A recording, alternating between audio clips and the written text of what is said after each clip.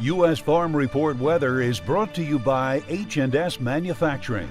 The new Loadmaster 2X harvesting dual box dump cart is capable of lifting and dumping up to 60,000 pounds of product and filling 36 or 40-foot semi-trailers in just one dump. Find out more at the H&S website. Time now for a check of weather. Andrew Whitmire joining us this weekend. Andrew, severe weather hitting the middle of the country on Friday, as well as another winter storm causing concerns about flooding. Hopefully your 30-day outlook shows signs of relief for areas that have just been inundated with moisture in March.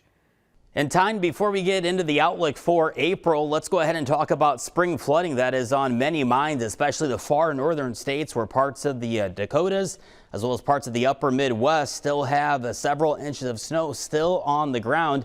And as we take a look at that spring flooding outlook here, as this will be a concern going through the month of April, we're going to be watching the Mississippi, especially around the Davenport area, where we could be looking at some major flooding concerns, according to the National Weather Service, as well as the Red River Valley up into parts of North Dakota, as well as parts of Minnesota. We'll have to watch out for flooding as well there, where again there are several inches still on the ground. And of course, the Sierra Mountain ranges, where we have been inundated with some historical snowfall throughout this winter season.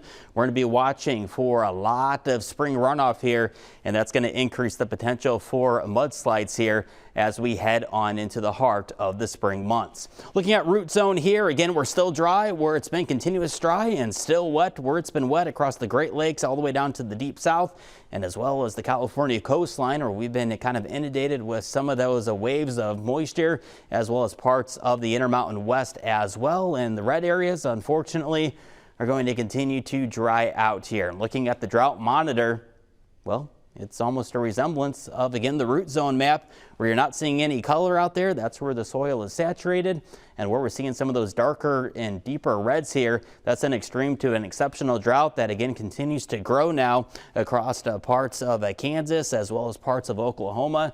And it doesn't look like much relief is going to be headed our way here as we take a look at precipitation. Looking at precipitation for this week, well, places that don't need more snow are likely going to get more snow up across the Dakotas, upper portions of Minnesota, and that will only aid to flooding concerns.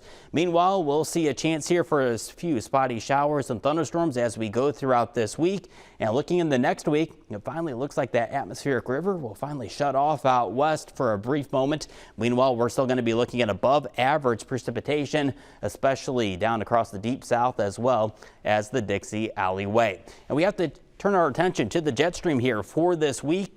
And as we walk you through the jet stream here on this Monday, we're going to be watching that trough developing out west.